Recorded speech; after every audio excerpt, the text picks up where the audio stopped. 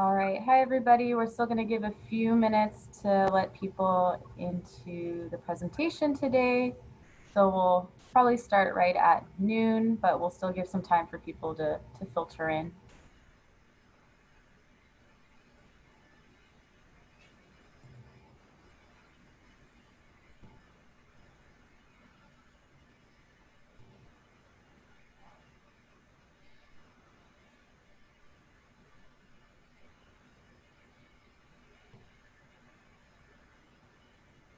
All right, if you're just joining us, once again, we're going to still give a few minutes to let some more people filter in before we get started on our presentation.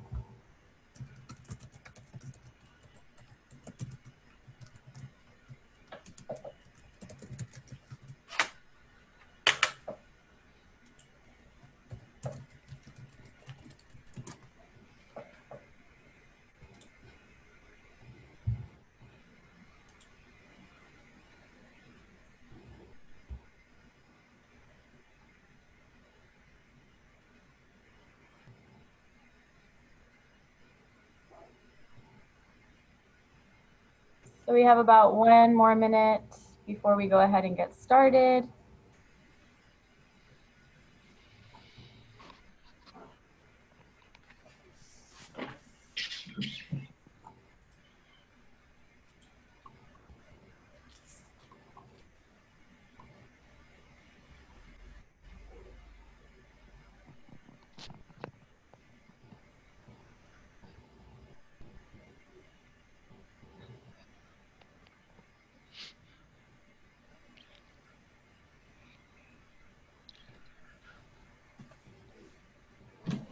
All right, so we're about to get started pretty soon here. Still letting some people filter in. Welcome if you're joining us. Thank you. We have a question saying who can be seen, and it's only the panelists that can be seen. So we can't even see who's on here, and the other people that are joined in can't see the visitors as well. So yeah, so we can't see participants. You can only see the panelists.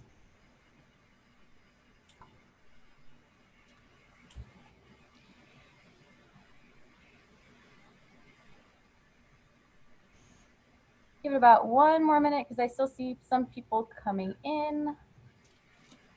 And welcome. Thank you for joining once again for the second part of our series. So we're glad to have everyone here.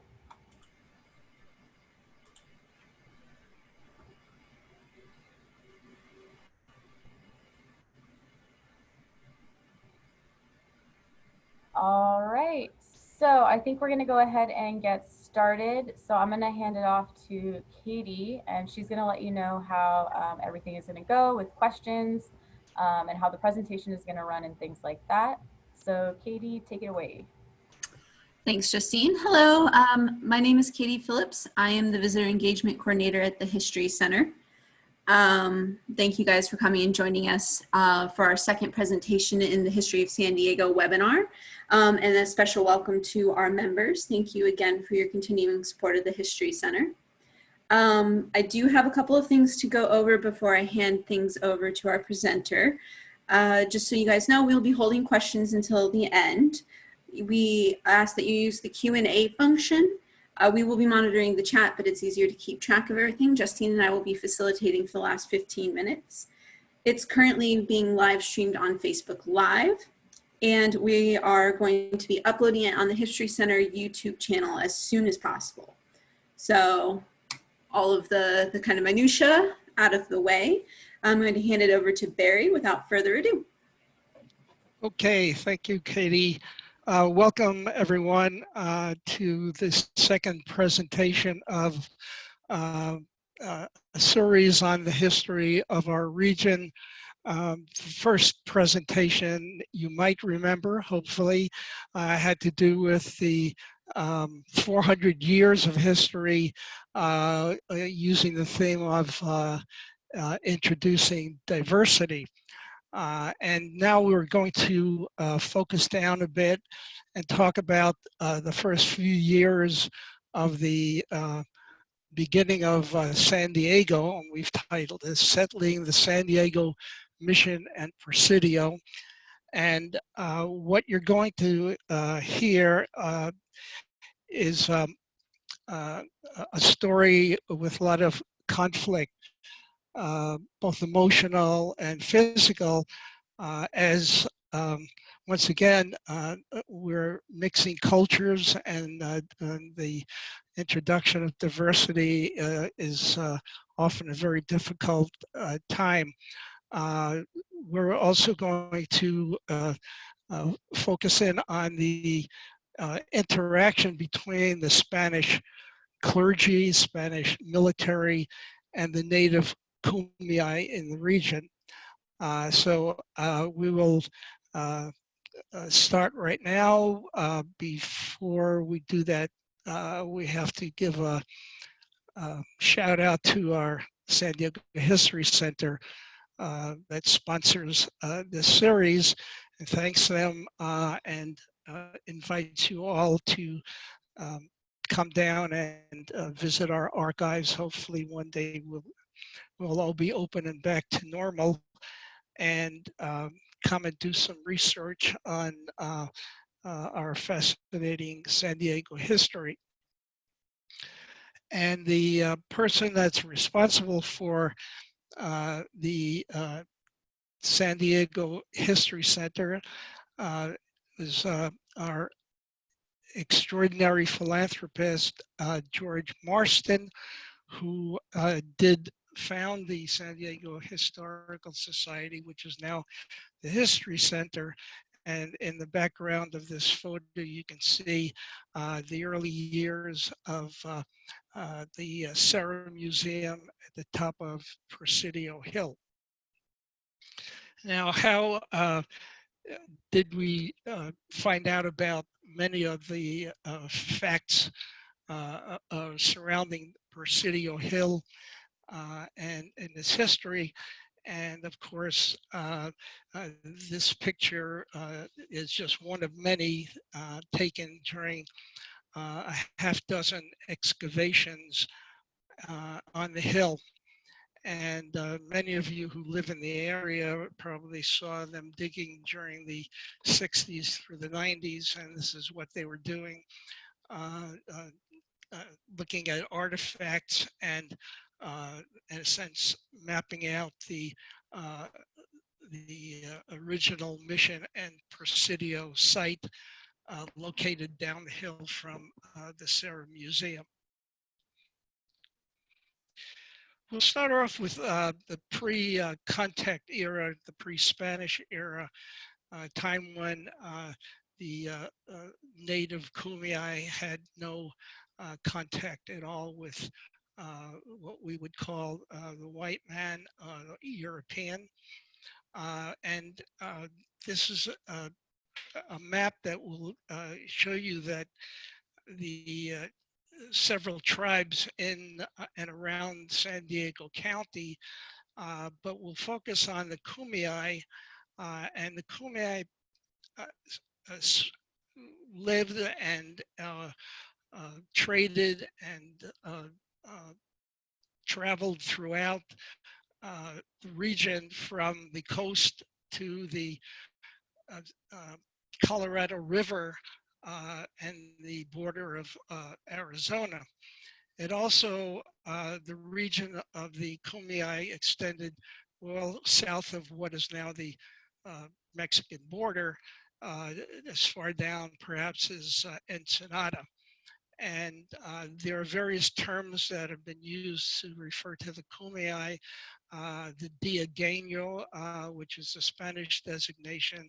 Mission Indians was the other. The Kumeyaay refer to the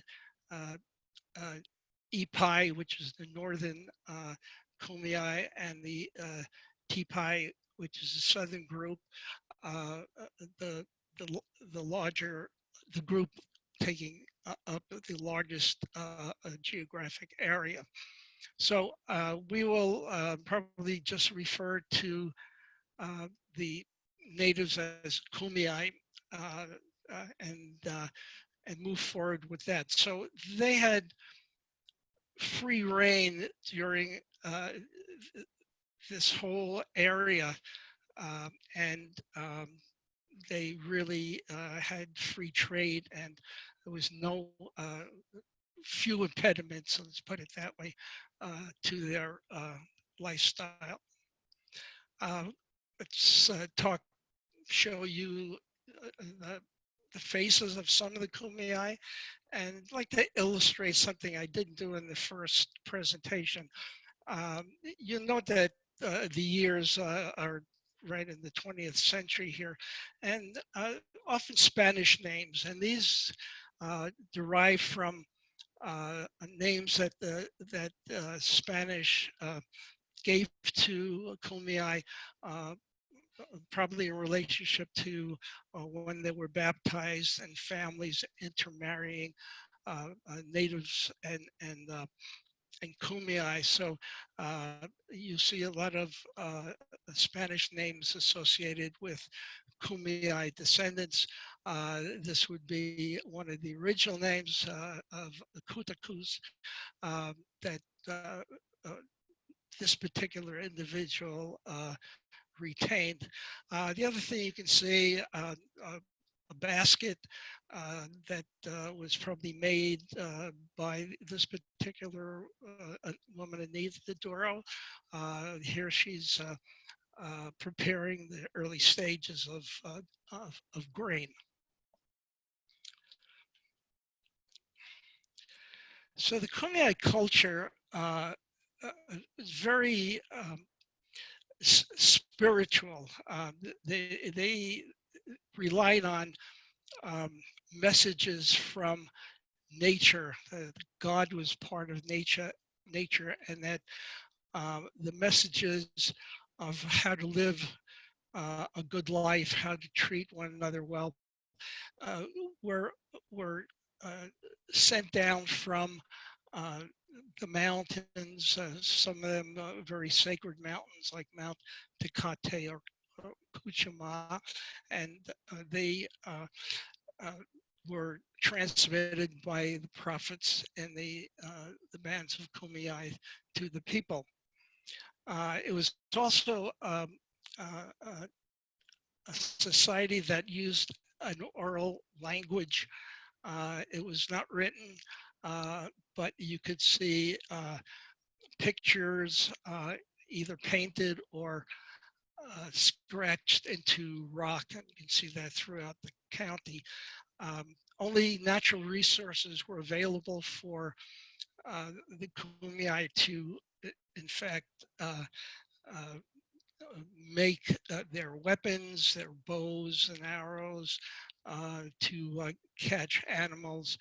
And there was nothing that was domesticated. So it was just based on natural resources. That includes, of course, the agriculture that they manage. And in truth, that rather than call these hunter-gatherers, they did more than that. They managed the land. They were able to sow seeds. They were able to deal with the land and modify the land through small dams that they were able to build. And in addition, one of their very trademark processes was what was called slash and burn. And they knew that having too much brush would lead to fires, which were hard to control.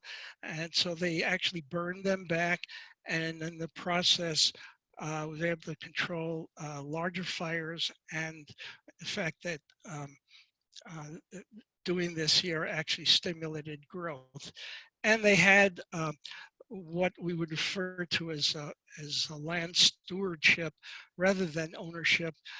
They looked at it as families having a responsibility for a certain amount of land, usually with some water resource, that they would transfer to the next generation at the appropriate time. So the Kumeyaay culture was basically wrapped around natural resources. And that, of course, was part of the reason why there was so much conflict when the Spanish came. I need to point out at this juncture that the Kumeyaay are still living here in San Diego County. There are probably about 15,000 or so. There are 12 reservations that are federally recognized, and they do have a college, the Kumeyaay Community College, and this what is their way of trying to preserve their culture. And as we will see, their culture was suppressed enormously during at the time of arrival of the Spanish through modern times. And so the Kumeyaay are with us, and that's a good thing. Points to remember. Really, what this is referring to is that we're going to talk about a lot of these items, religions, work responsibilities, culture clashes. This period of time from 1769 to, say, 1800, 1810, was a period of continuous conflict. It was emotional conflict, it was physical conflict, it was a difficult time for the Kumeyaay in particular, as this hierarchy who has the power always placed the Kumeyaay at the bottom of this social and power structure. We talked a little bit last time about our earlier explorers. We won't spend much time. Mention again that Vizcaíno 1602 did name this area San Diego, and then they really didn't have much of an impact on the development of this area. It took 167 years before the major expeditions came from Mexico, New Spain as it was called then, up into our area. So what was the area like? This is a big area from the tip of northern tip of South America to about half or 2/3 of North America here. You can see the different colors kind of refer to different areas that were governed by colonial powers. This is the area which includes Mexico and Central America. This was the area called New Spain. And this is the area referred to as California, which it is to this day. And what the Spanish did not know is whether this area was actually a peninsula or an island. And so that's the state of affairs around the early 1700s. Three main characters in this particular period, and this is now 1769. The Visitor General de Galvez, who was really the primary contact between New Spain and the Spanish crown. And so he was given orders to send expeditions up into the area they called Alta California, which is our area here, as opposed to Baja California. And there were two expeditions by sea and two by land. And the one that is our focus would be the one with Father or Saint Sarah, who came with one of the military leaders, Gaspar de Portola.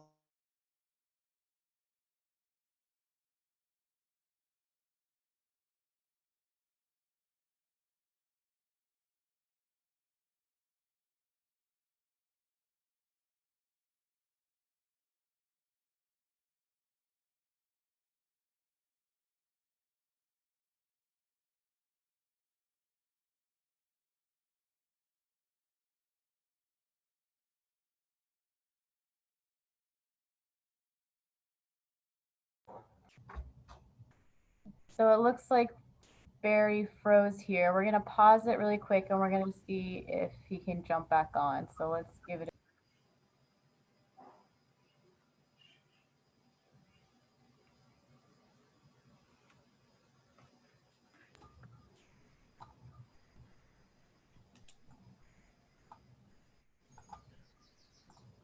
So sorry, folks, we're going to see what happened here. And we're going to try to get Barry back on and try to start where he got frozen.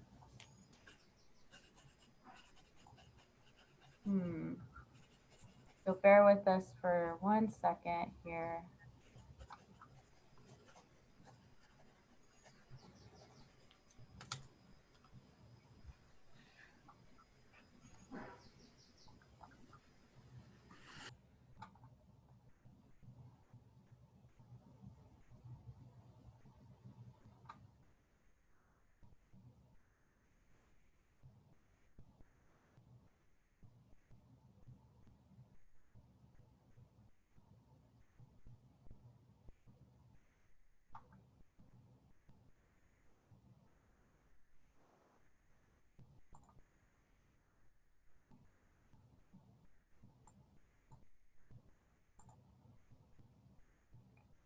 So we are working to get him back on right now. Once again, sorry.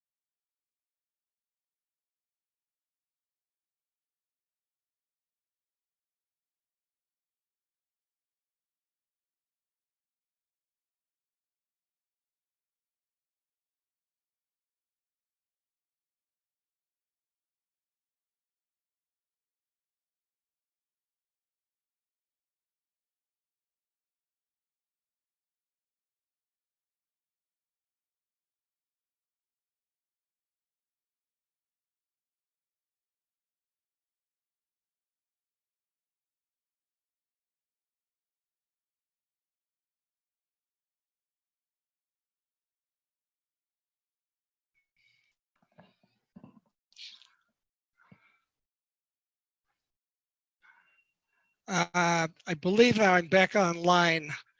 My apologies for SDG&A. We had a momentary rolling brownout, evidently.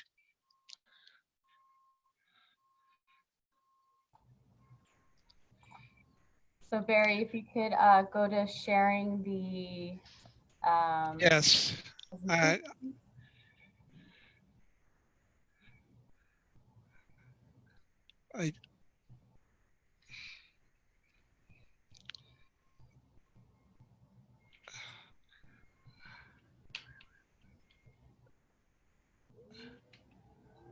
need to get back to my screen.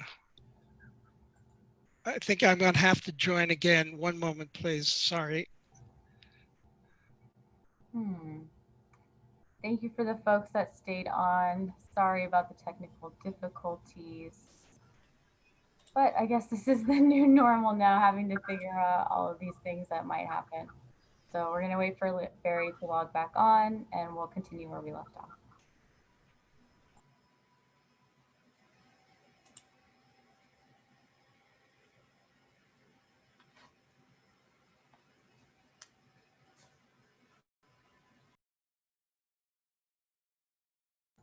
We did have a question about where to see the previous presentation that Barry did. I did put the YouTube link in the chat box.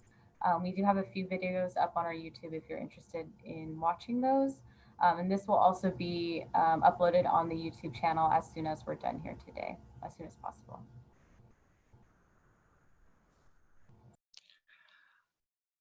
Okay.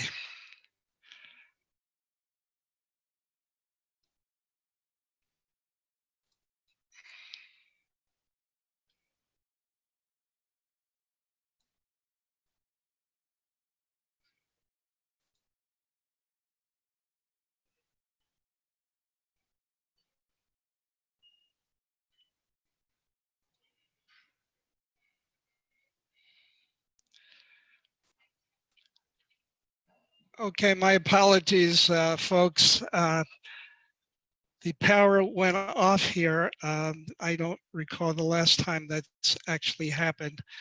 So we will continue from about this point, I believe.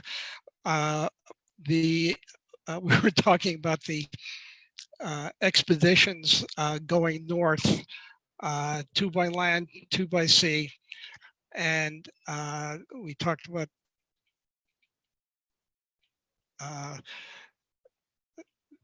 well, this particular map refers to the route that the Cerro Portola expedition took, about 600 miles starting in Loreto and ending in San Diego. And a more modern map from above, Google Maps, we can see Loreto right here. And somewhere in here is the tallest mountain on the Baja, and I don't know if you realize that it's pretty mountainous. I didn't. It's 10,000 feet, which is the tallest mountain. And somewhere during this path, the expedition needed to go south and hug the coast as they went up towards San Diego. I need to put in a plug for a new film that is in its final editing, which deals with the expedition, a photographic expedition of Harry Crosby as he retraces the Serra Trail and takes photographs of what he sees, and it's really quite interesting film, and you can see a trailer on YouTube or check the website for the History Center. So we now find out a little bit about the what it was like excuse me, on the arrival at San Diego. The boats arrive earlier, and we find Father Serra arriving on July 1st. And I'll read this here because there's a lot of interesting information. I, thanks be to God, arrived the day before yesterday, July 1, at this port of San Diego. It is truly beautiful, likely referring to the the future promise of the area, and deservedly famous. And here I caught up with those who had left before I did, which is referring to the boats and crew by sea and by land, except for the dead. And this is very crucial to the history of San Diego. There was some sickness or a mixture of illnesses that occurred on the boat. And many of the men had died, but some were alive and sick. And they set up a hospital, a makeshift hospital at the foot of Presidio Hill. And it is said by many historians that if it were not for the Kumeyaay sharing their water source with the Spanish, the expedition would have failed. So here is the welcoming committee in a very positive sense, Kumeyaay sharing their water source. The schematic here is of Father Sarah performing services marking the beginning of San Diego, July 16th, 1769.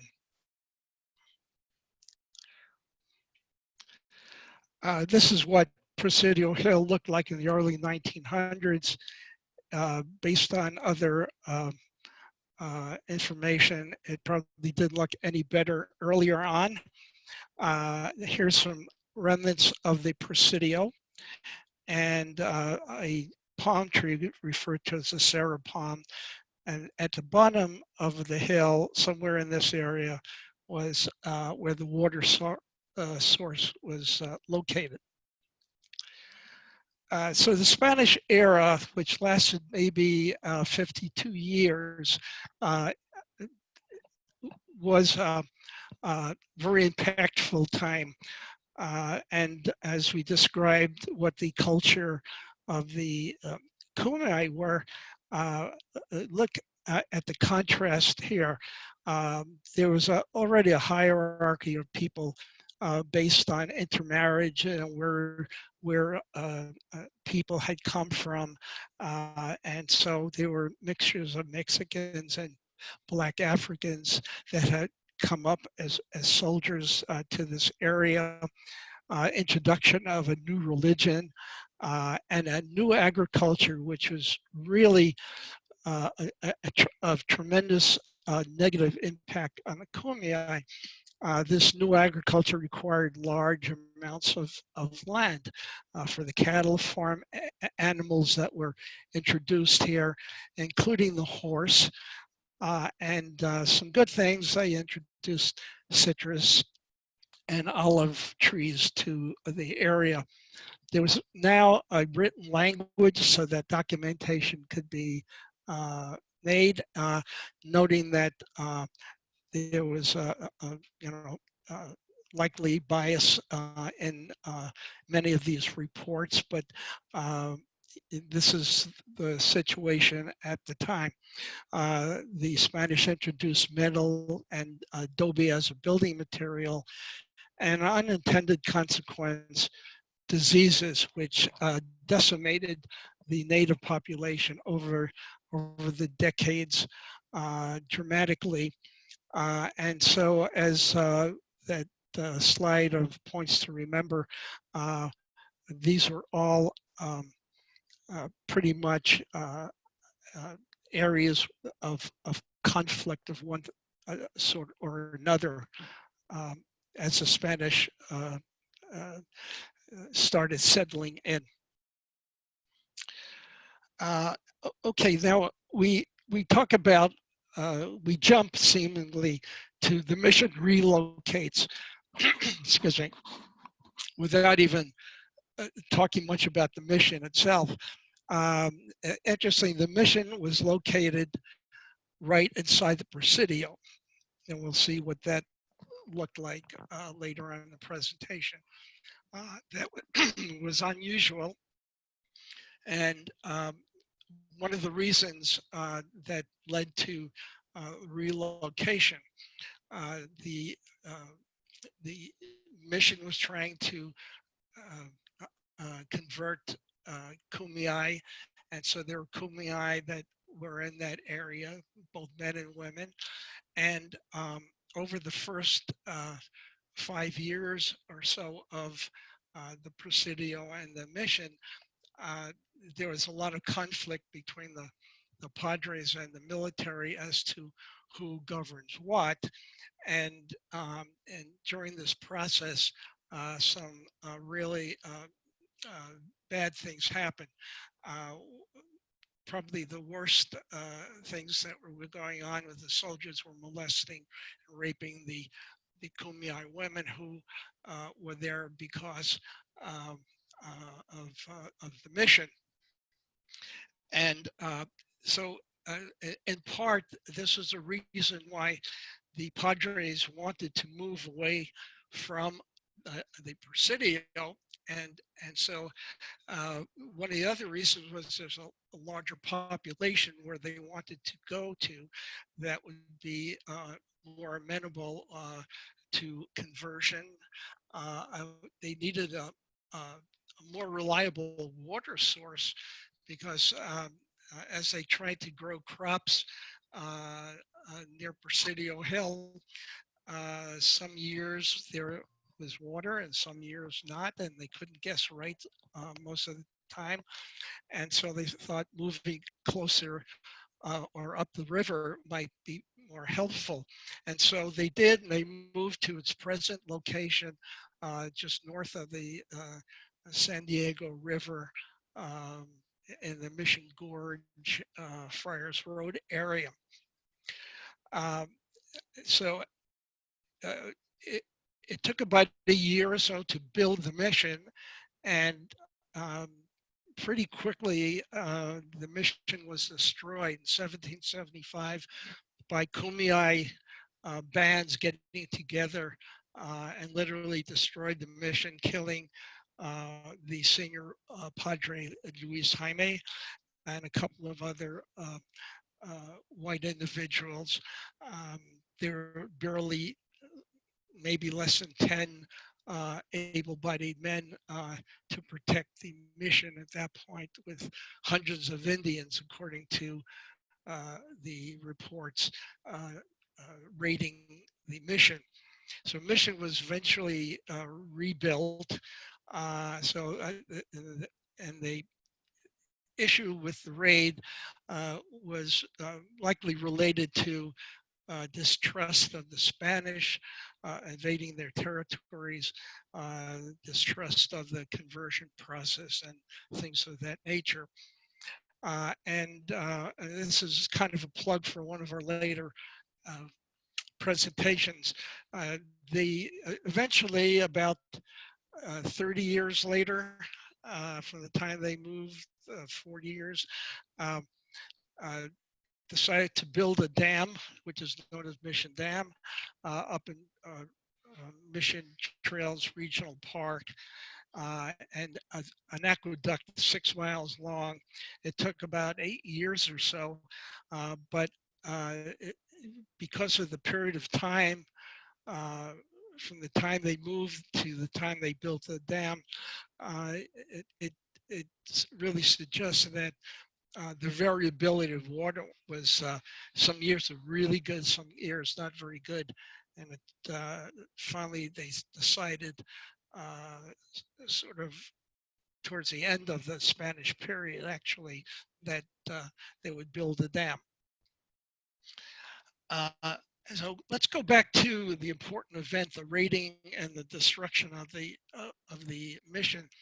A quote from Father Serra in a letter back to the Viceroyalty in New Spain: "And let the murderer live so he can be saved, which is the purpose of our coming here and the reason for forgiving him. Help him to understand, with some moderate punishment, that he is being pardoned in accordance with our law, which orders us to forgive offenses and to prepare him not for his death, but for his eternal life." And as some people have expressed it less poetically, they worked the Indians very hard. It was essentially enforced labor without pay. And so this was a way of keeping control of the population, quote, preparing them for eternal life. A sketch later on, this is during the time when reports were that the mission was in decline and in disrepair. 1846, that was actually almost the American period. But particular sketch, you can see it looks perfectly intact. Probably not that way. Some photos I'd like to show you from our collection, various photos of the aqueduct that the Kumeyaay built. This is the dam area up in the state park now. It doesn't look very different now than it did then. And these troughs were often lined with clay tile. So what was life like in the mission? The Kumeyaay perspective. Well, this first item was really very important for a number of reasons. It revolved around the religious conversion of the Kumeyaay. This is their way of trying to control the population. Of course, the reason why the missions were set up, as far as the Padres were concerned, was to spread Catholicism. The soldiers were there, and their perspective was to maintain control of the California territory. So the religious instruction for those who were baptized took place for adults and for children. It was felt that children were the most malleable, and they could be disciplined more easily and converted, and into Catholicism the easiest possible route. It was during this process of instruction that both the adults and the young children learned Spanish by repeating their catechisms, repeating sermons, and sometimes in both languages, but often just in Spanish. And so this was a way that the Kumeyaay could be more assimilated, the neophytes, as they were called. Sometimes the neophytes were allowed off the mission, but often once they were converted, they were basically enslaved. They were required to report to people. They were not allowed to leave on their own. Occasionally they did. We talk a little bit about that later. Sometimes when they're allowed off the mission, they worked for the soldiers at the Presidio, but often they would go out and tend to their own crops. But as we know that during the time of conversion and the establishment of the missions, much of their way of agriculture was interfered with by the way the Spanish needed to use their land. So there was much manual labor. The neophytes worked very hard. It was almost exclusively labor by the Kumeyaay, herding, sowing, building. Anything that required any energy basically was turned over to the Kumeyaay. And they were not paid, but they were given maybe piece of cloth and some food. Now, as we recently learned, that during the attraction of Kumeyaay to Catholicism, in part was because there was more food available with the disruption of the way that the Kumeyaay did their agriculture, that they actually found that it was worthwhile to be part of the mission, that they might be able to actually have more food that way. So that was an incentive.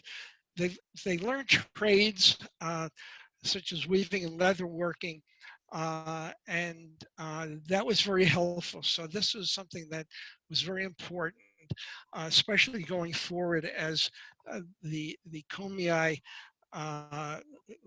actually ended up doing this kind of work during the Mexican period.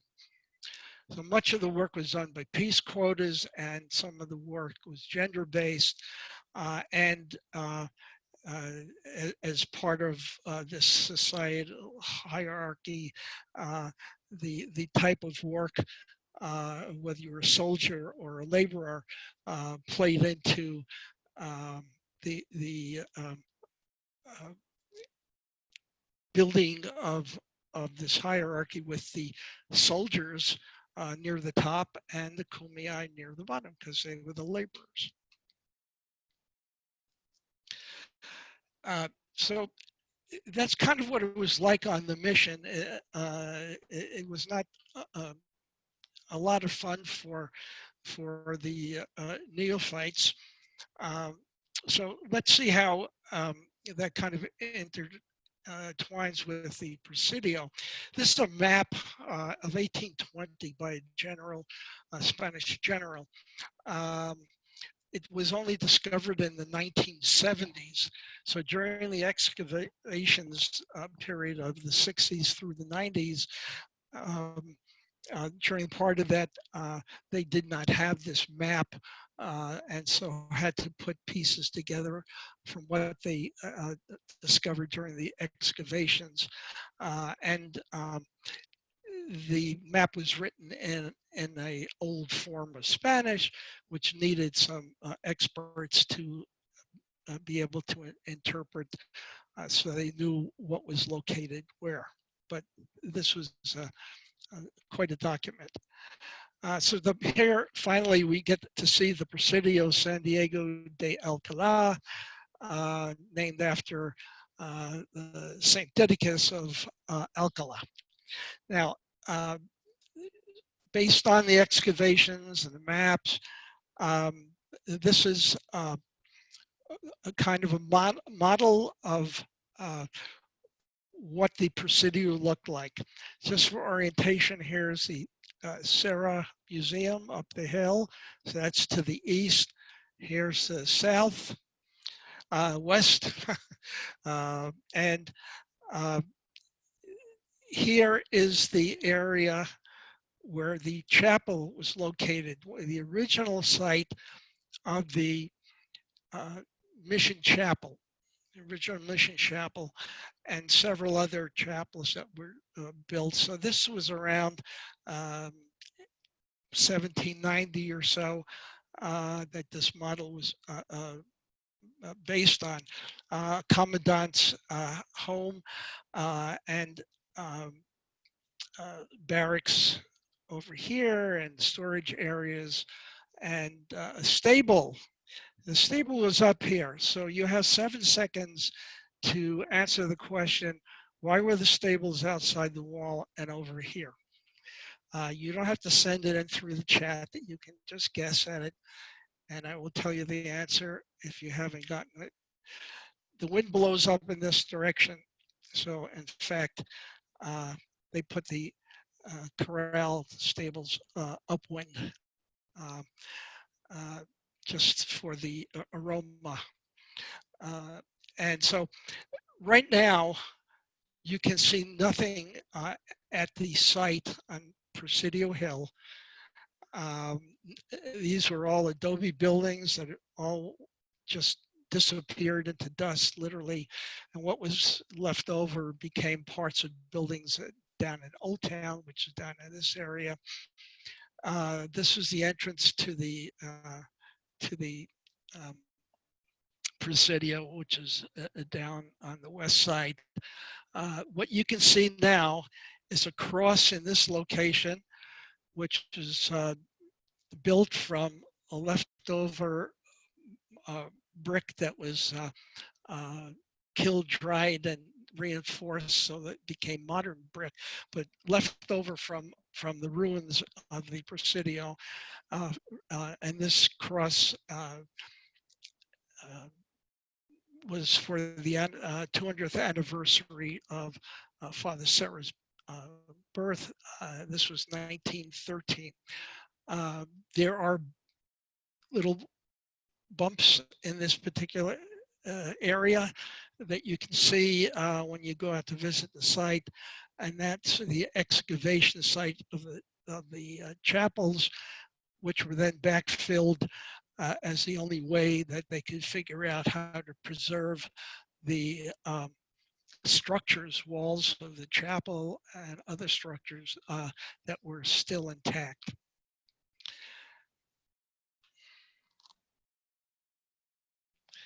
So what was life like in the Presidio? The first few years, during the years that the mission was located there, no women or children from a safety standpoint didn't feel it was safe.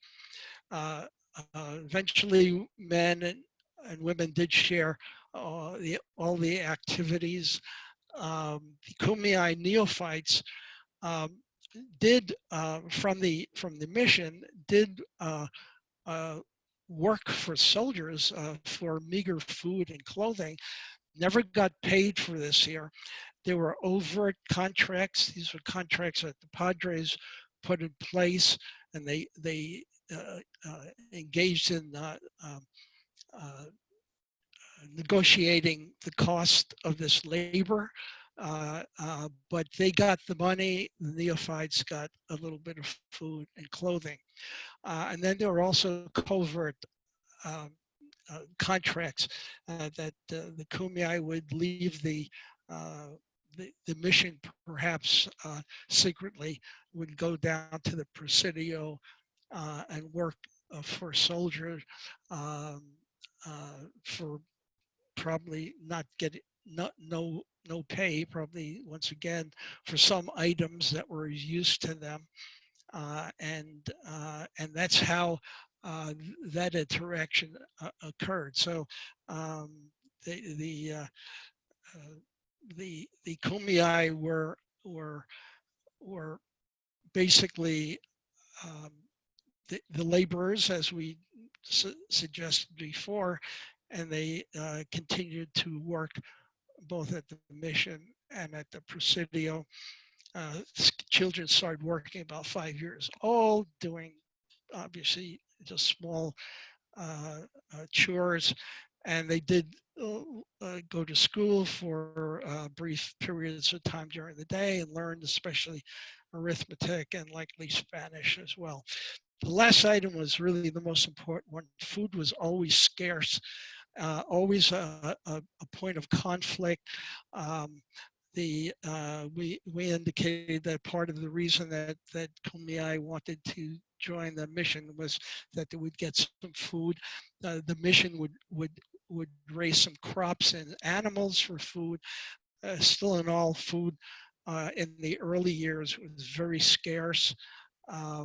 Occasionally other missions that could raise crops more easily than at San Diego were used as food.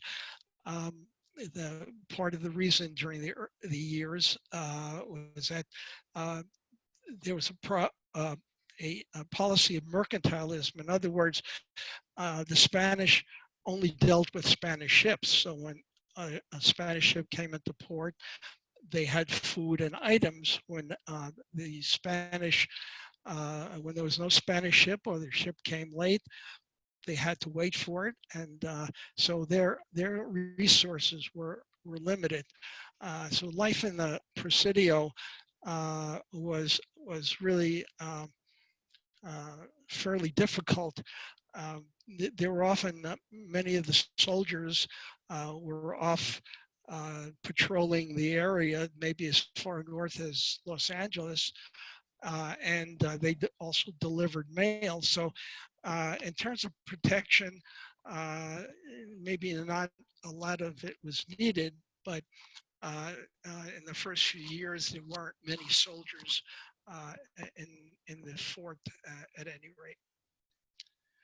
So we've basically come to the end of this presentation. I'm sorry that we had that interruption, but I noticed that we had some time available. So the bottom line is that a lot of conflict, introduction of diversity is a messy process often. The Kumeyaay culture was suppressed enormously.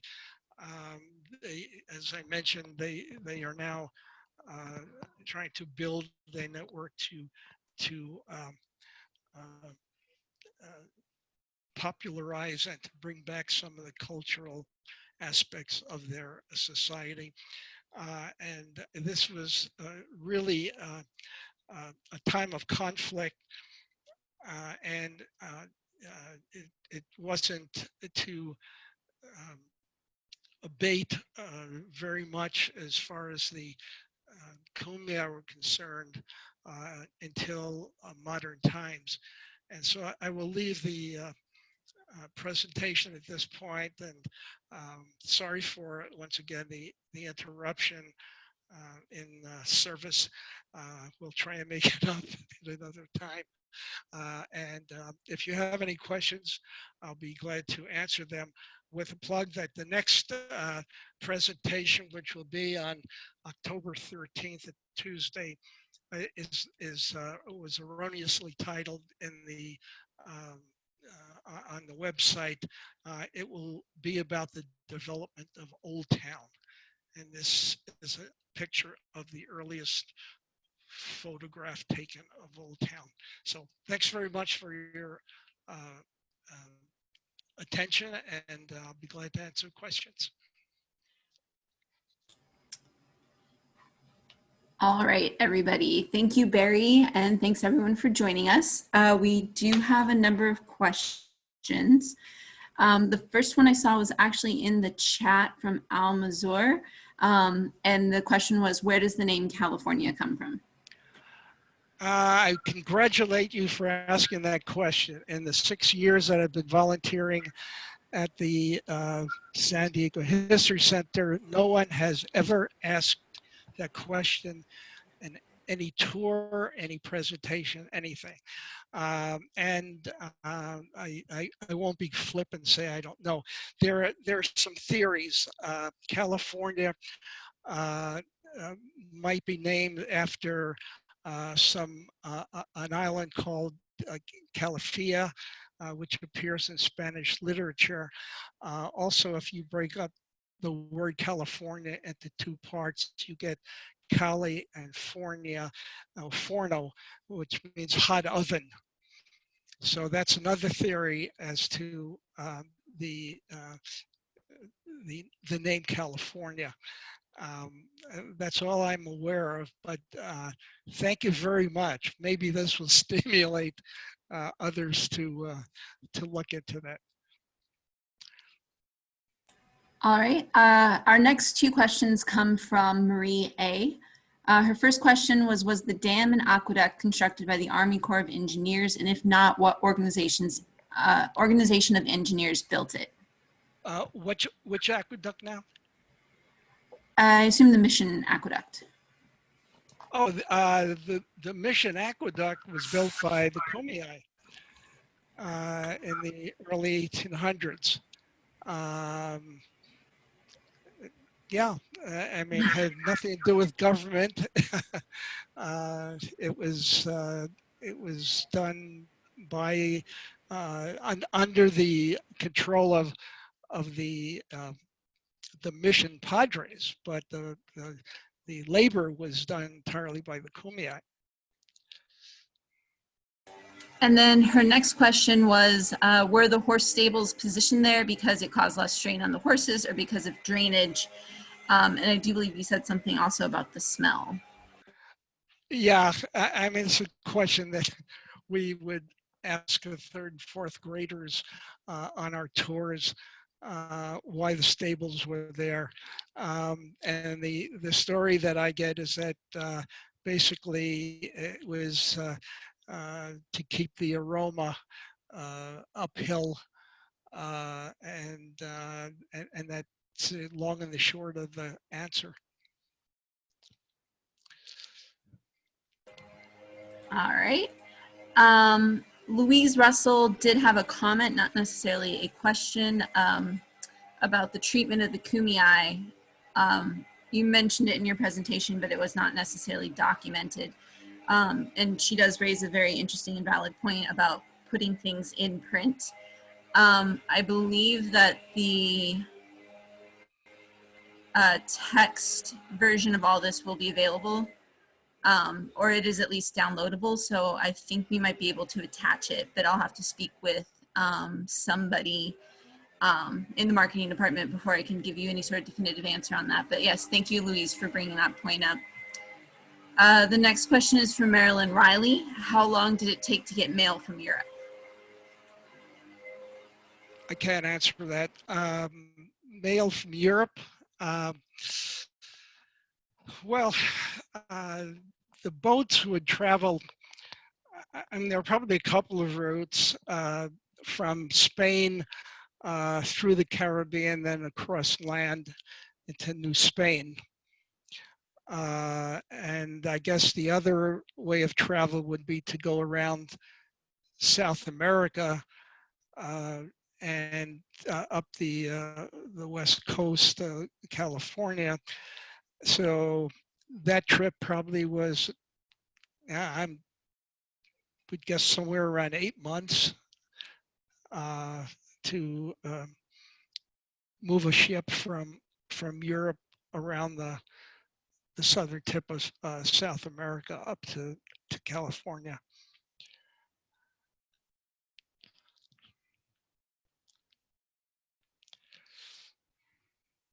So I have a leaf blowing going on. I can't really hear very well, so please bear with me. The next question is from Julie Nidam. Did the Spanish retaliate against the Kumeyaay for the destruction of the mission in 1775? Did the Spanish retaliate? Well, in that one slide, I tried to show you that there was some compassion expressed by the Padres for the destruction of the mission. I'm not aware that there was a mass retaliation, and now this is my opinion. I don't think there were enough soldiers the Spanish had. When they came up initially, they had very few soldiers, and I think the maximum number of soldiers that perhaps was at the Presidio at any one time was well under 100, and that was many years after the burning down of the mission. So it could have been a matter of manpower.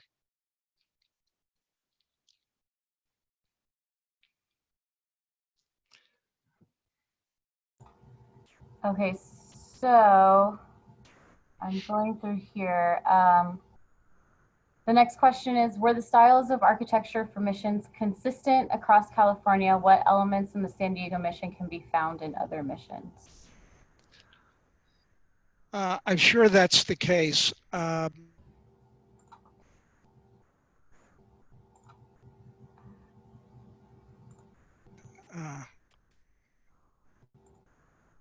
Oops, sorry, you got muted there. Can you hear me? Yes, you're back. You're back. Oh, okay.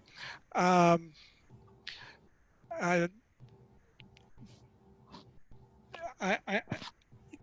are probably elements that are quite similar across the various missions, and probably some parts of the architecture that are different. Honestly, I have not spent much time looking into that aspect of the mission, so I apologize for that lack of knowledge. Um, Another question is about the animals that were up at the mission that were brought by the Spanish. What other types of animals were there? What kind? Yeah, the question is what animals did they have? And I'm assuming that has to do with what was at the Presidio. Right. Um, well, as I mentioned, the Kumeyaay had no domesticated animals. So when the Spanish came, they introduced horses, they introduced cattle, um, chickens. They don't, I just read an article about chicken uh, things going on, but chickens were very valuable. Um, uh, uh, Probably donkeys, that sort of thing. And at one point, the mission had thousands of head of cattle and animals, which raised a question I didn't mention during the presentation when I was talking about scarce food. Um, According to what I've read, there were so many animals at one point, not early on, okay, but later on, maybe around 1800 or so, there were so many heads of cattle that they had too much, so I'm wondering whether literally food was particularly scarce at that particular point. But early on, certainly in the first few years, first decade, food was very scarce. Okay, and Barry, I'm not sure if you have the answer to this, but did the Kumeyaay have any metallurgy prior to the Spanish period? Oh, you're muted, Barry. You're muted. Oops. Barry, you're still muted. Unmute yourself.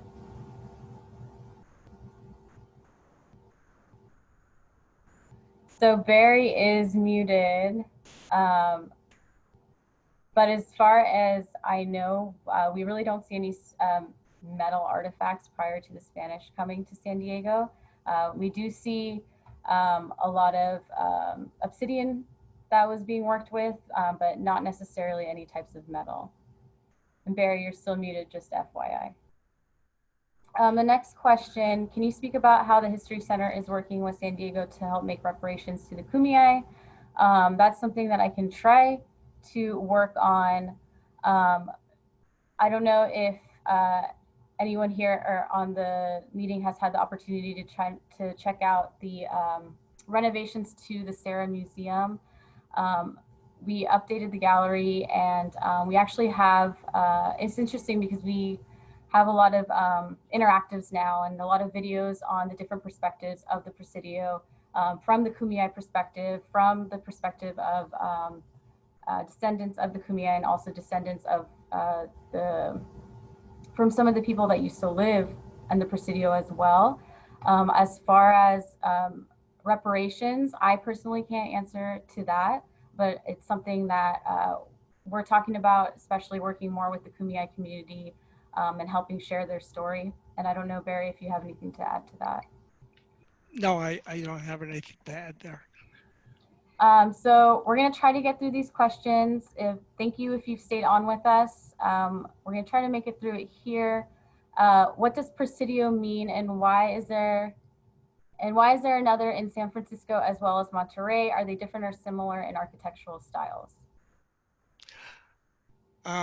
I cannot answer whether they were similar in styles. They probably had some similarities, some differences, but and there may have been some maps actually available for some of those presidios. As I mentioned, there was only one map of our presidio down here, so I can't tell you about the architecture. But at least for the current state of affairs, the statement has been made that the San Diego Presidio is the preserved Presidio of the four that were built And even if you can't see anything at the surface, there's a lot beneath the surface, and it's on that basis that that statement is made. Um, and then another question on the mistreatment of the Kumeyaay. So it's why haven't you put the specific mistreatment of the Kumeyaay in print on your slides, and more suggestions of the poor mistreatment of the Kumeyaay to put on the slides, and perhaps for the next presentation you might add that to it. Okay, I didn't hear all that, but It's about the specific mistreatments of the Kumeyaay, oh, the specific mistreatment. Oh, and to include some of those in print on the slides for next time. okay. For sure, there was a certain amount of whipping that was done. That may have been the main form of mistreatment. And then it's just suggested that to put it in print so that it's documented next time in your Okay. slides. Okay, we'll talk about it afterwards. Okay. What was the most surprising find during the excavations? Do you have the answer to that, Barry? What might be the most surprising find? Um, I could only give you my personal opinion. Uh, we didn't talk about uh, the excavation and what they actually found. I kind of alluded to the fact that they had to refill to protect the chapel that was built, not the first chapel, but the chapel, maybe the last chapel that was built. That was pretty impressive because they were able to find frescoes painted on the walls, and a good deal of the chapel outline. But I guess the most impressive thing was that they actually found a cemetery there, and there are over 200 bodies that were buried. But in particular, there is a story which I only know in part of the Fitch family.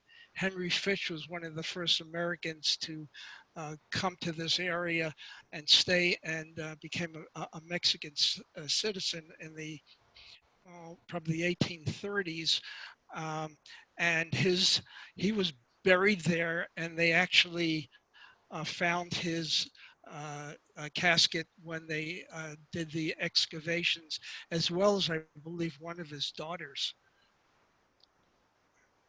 Thank you. The next question is in regards to, I believe, this final photo that we're looking at, if I'm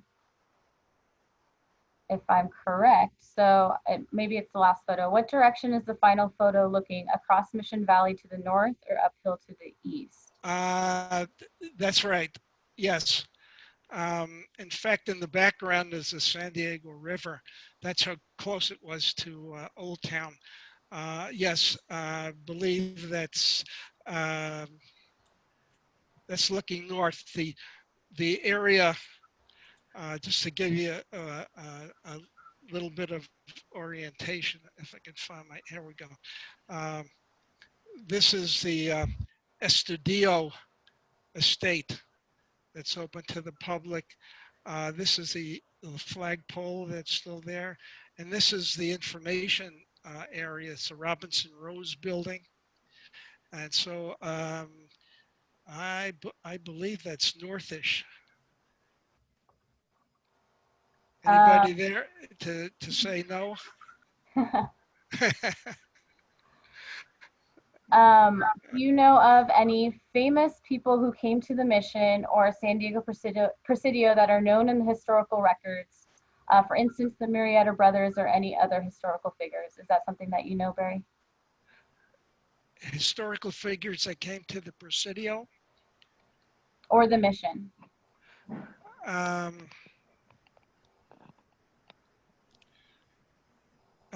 Well, you know, there's a story about the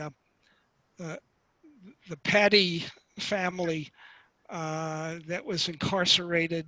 They were Americans that came here and they were incarcerated in the jail on Presidio Hill. I don't know, they are historic figures, but not to the extent of you know, people who are really well known. So I know about that, but they weren't exactly visitors to the Presidio. They were actually captured and jailed. The Patty family, they were uh, uh, hunters and looking for animal pelts. And they came to this area from the east. Okay, so we're going to take these last few questions and then we are going to have to wrap it up. One of the questions is, how much devastation due to European diseases did the natives experience? Uh, could you say that a little close? My microphone is not really working well. Could you repeat that? It could also be my mic too. How much devastation due to the European diseases did the natives experience? Can you answer that one? I can't. So we don't have exact records on how many natives were living prior to the Spanish coming, and they didn't have exact records as well, but from we can assume that it was extremely devastating, as was to the entire, country with European contact. So unfortunately, we don't have exact numbers to give right now. A lot of these questions, I believe we can look back into and provide a document on further research, but that's all I can give you for now. So it is 1:15. We do have a cutoff. We are going to take these questions and we are going to go ahead and respond to them through a document that we'll send out, just because we are running out of time and I know I don't want to take Barry's time as well. So we're going to keep these. We're going to upload the video as well. And like I said, we're going to try to answer these as best as possible and send them out as a document, maybe up on our Facebook, on our social media. So please look into that. So sorry we have to cut it short. We love all the questions. If you do have any other questions about the San Diego History Center, and I especially like the questions and the comments about working with the Kumeyaay community, I urge you to send those questions to the History Center as well. So thank you once again for joining us. And I'm really sorry we have to cut it short, but like I said, we'll go ahead and try to answer these questions as best as possible. So Yes, you. thank you very much as well. I appreciate your attendance. Yes, and thank you so much for your support. Okay. Thank you, Barry. Thank you.